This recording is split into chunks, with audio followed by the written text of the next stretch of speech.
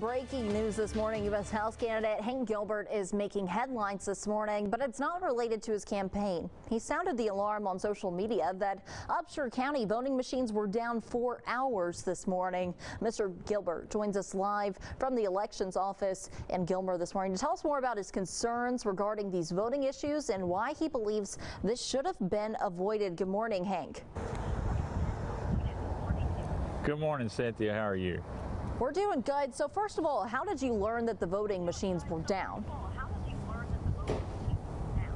Well, I actually had the county chair for the Democratic Party call me this morning. I was en route up in the northern part of the district just checking on polling places, and she called hysterical saying no machines in Upshur County are working. What do we do about it?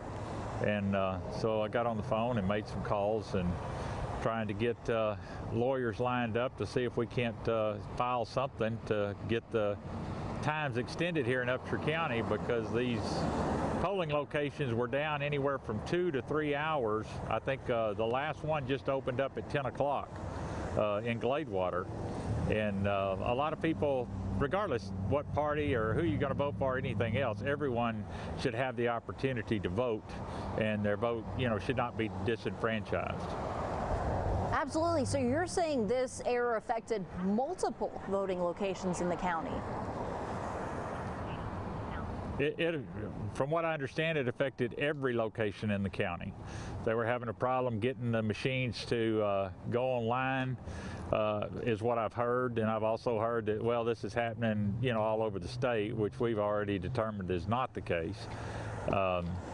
But yeah, it's happened just county-wide throughout Upshur County, and and at a time when everyone wants to vote, regardless of their political affiliation, they should have that opportunity to vote. But I'm telling you, Cynthia, the thing that upsets me the most, or that concerns me the most, is the fact that Upshur County didn't have any paper ballots as a backup.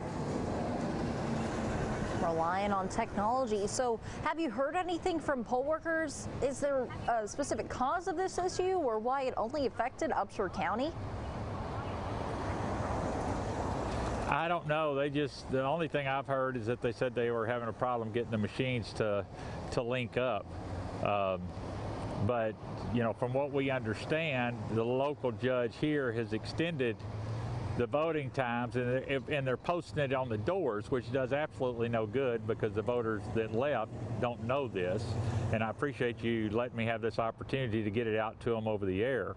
But they extended it till 8 o'clock. We're probably going to go to court, or attempt to get it extended to at least 9 o'clock, because most of these voters were cut out of 2 to 3 hours of their time that they should have had to vote. And it's only fair. Everyone should have the opportunity to vote. I know this is a fresh story, but when you say go to court, what do you mean by that? Well, basically, we just have to file a lawsuit with the district court asking for a 2-hour extension to the voting times in Upshur County only, and a judge would have to approve that in order for it to happen. But I think the overriding question, Cynthia, out of all of this is why weren't there paper ballots? Because you can't rely on technology 100%, particularly in rural areas like this, where we have little to no access to the internet, thanks to my opponent's lack of getting that done.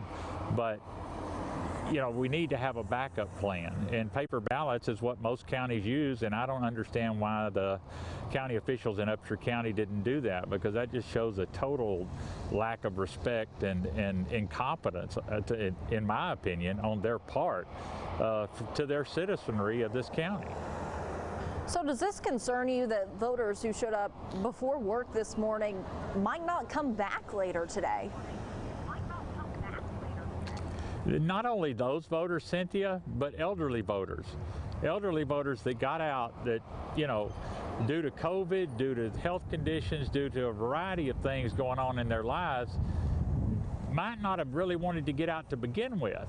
But they made their mind up that they wanted to get out and exercise their right. They came out this morning only to be told that you can't vote because the machines aren't working and we don't know when we're going to have them up and running. And what concerns me, regardless who they intended to vote for, was that these people may go home and not get back out.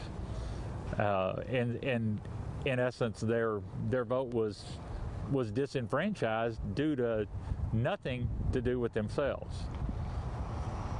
I can't imagine how frustrating that must have been for voters, showing up November 3rd to make their voice heard. It sounds like you alluded to this when you're talking about the importance of paper ballots, but do you think this could have been avoided? Sure, it could have been avoided. I mean, most responsible counties, every other one that I'm aware of within this congressional district, have backup paper ballots. Just in case, because technology is fickle even in the best of conditions, but particularly when you're talking about rural counties like Upshur and many of these counties north of Tyler and south of Tyler, where you just have little to no dependable internet connection. And apparently these machines have to have some type of connection to the internet in order to work properly. And you need to have a backup plan.